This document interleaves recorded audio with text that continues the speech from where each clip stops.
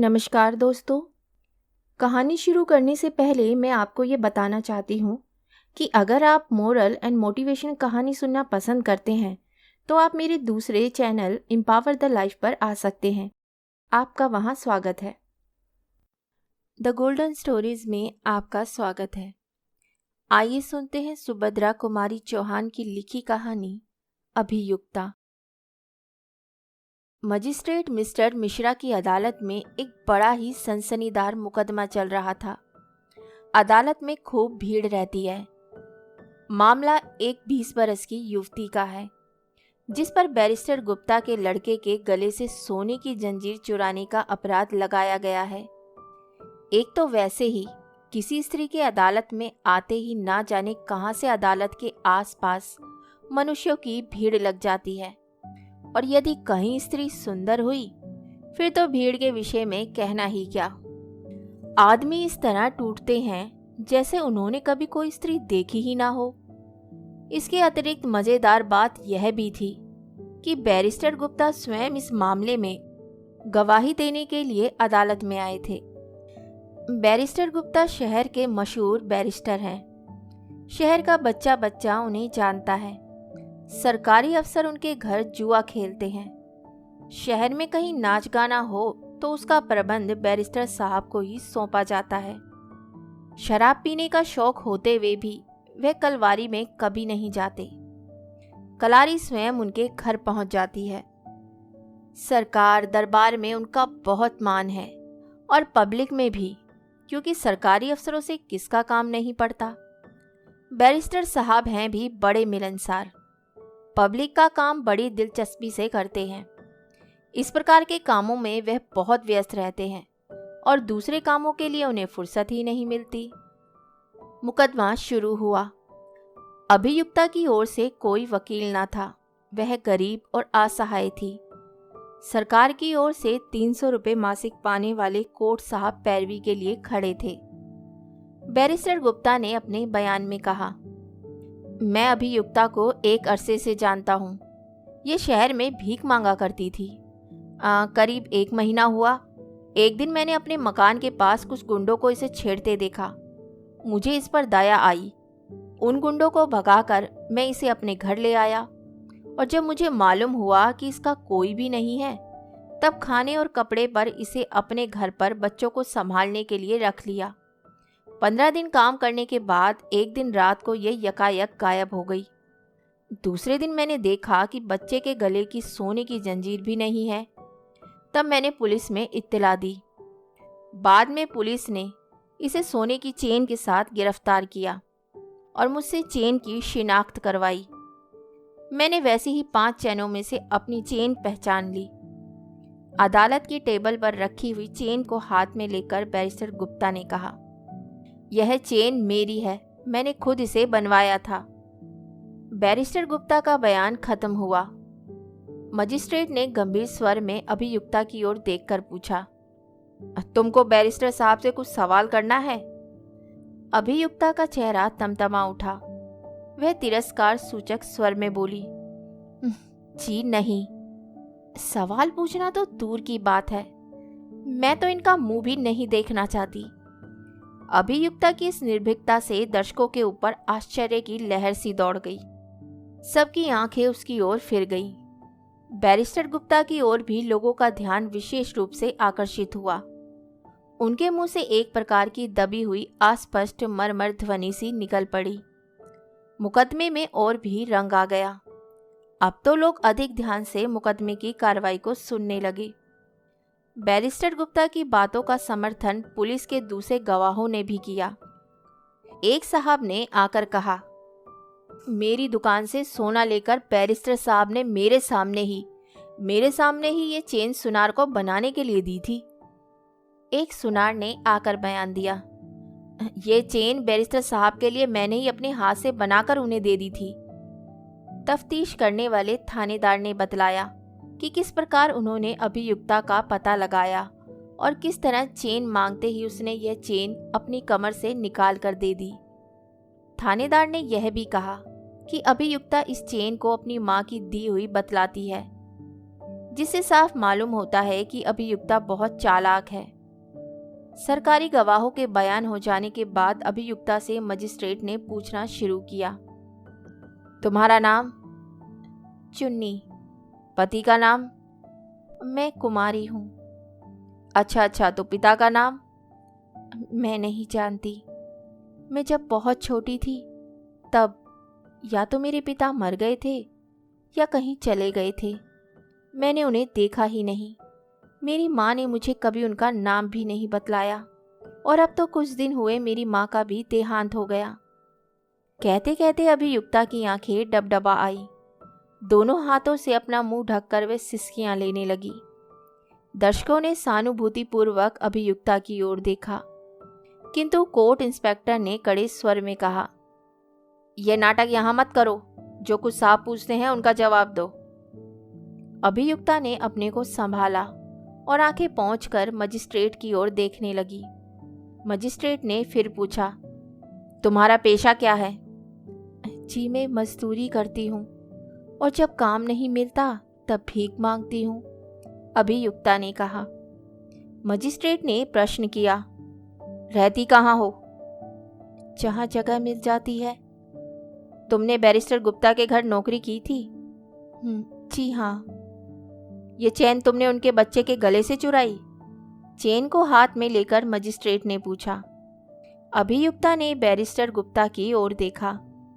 उसकी इस दृष्टि से घृणा और क्रोध टपक रहे थे।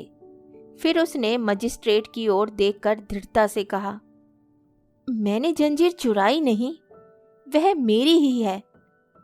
ये सुनते ही बैरिस्टर गुप्ता के मुंह से व्यंग्यपूर्ण उपहास की हल्की हंसी निकल आई। इस व्यंग्य से अभियुक्ता का चेहरा क्षोभ से और भी लाल हो उठा। उसने क्रोध के स्वर में कहा, मैं फिर कहती हूं कि जंजीर मेरी है। मेरी माँ ने मरते समय ये मुझे दी थी और कहा था कि ये तेरे पिता की यादगार है, इसे संभाल के रखना। मजिस्ट्रेट ने पूछा, तुम बैरिस्टर साहब के घर से रात को भाग गई थी? कुछ क्षण के लिए अभियुक्ता चुप सी हो गई। आहत अपमान उसके चेहरे पर तड़प उठा। फिर कुछ सोचकर वह गंभीर स्वर में बोली, जी हाँ, मैं बैरिस्टर साहब के घर से भागी। पहले जब उन्होंने मुझे गुंडों से बचाकर अपने घर में आश्रय दिया था, तब मेरे हृदय में इनके लिए श्रद्धा और कृतज्ञता के भाव थे, परंतु वे धीरे धीरे घृणा और तिरस्कार में बदल गए। मैंने देखा कि बैरिस्टर साहब की खुद की नीयत ठिकाने नहीं है।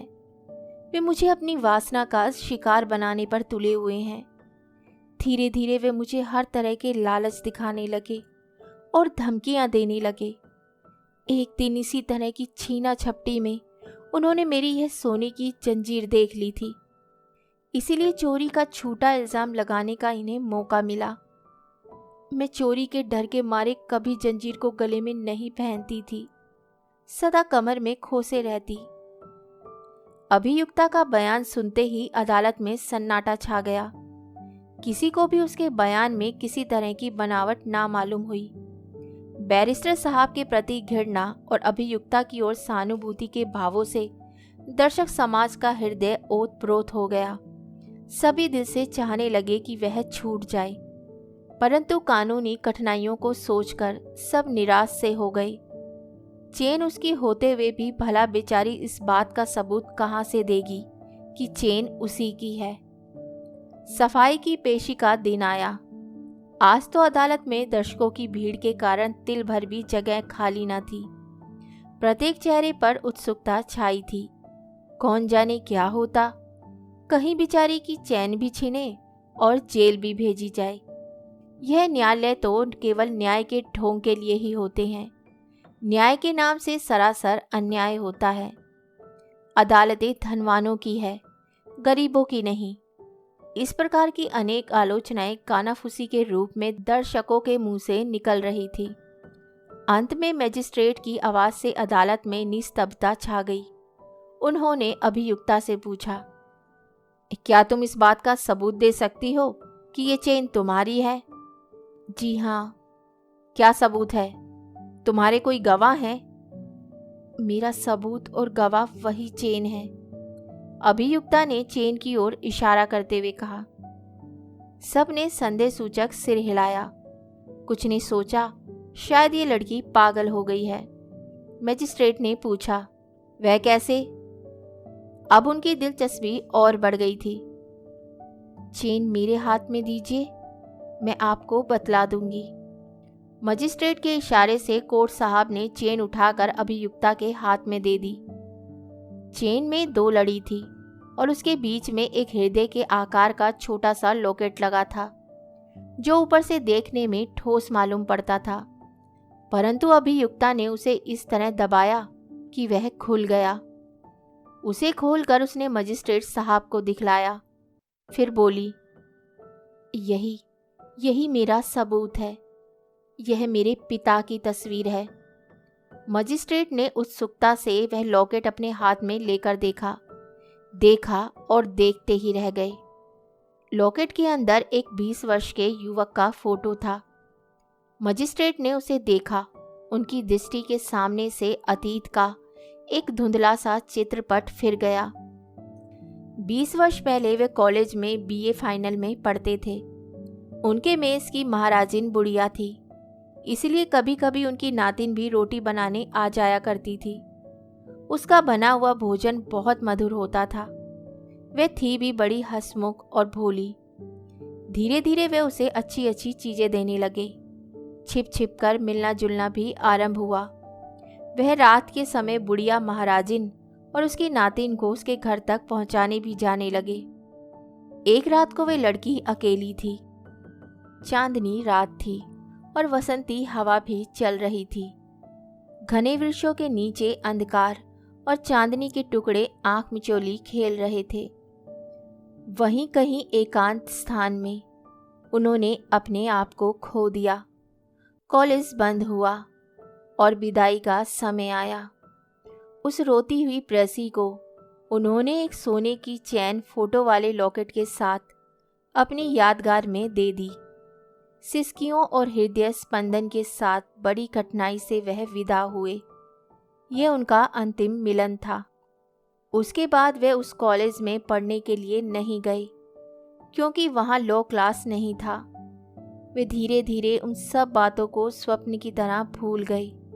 किंतु आज इस लॉकेट ने उनके उस प्रणय के परिणाम को उनके सामने प्रत्यक्ष लाकर खड़ा कर दिया। उन्होंने सोचा, तो क्या यह मेरी ही? इतने में लॉकेट उनके हाथ से छूटकर टेबल पर खट से गिर गया। उसकी आवाज से वह चौंक से पड़े। दर्शक भी चौंक उठे। मजिस्ट्रेट ने सिर नीचा किए हुए कहा, अभियुक्ता निर्दोष है, उसे जाने दो। ये कहते हुए वह तुरंत उठकर खड़े हो गए, जैसे न्यायाधीश की कुर्सी ने उन्हें काट खाया हो। कहानी सुनने के लिए धन्यवाद। तो इसी के साथ मैं आपसे विदा लेती हूँ और कल फिर मिलती हूँ एक नई कहानी के साथ। तब तक के लिए अलविदा।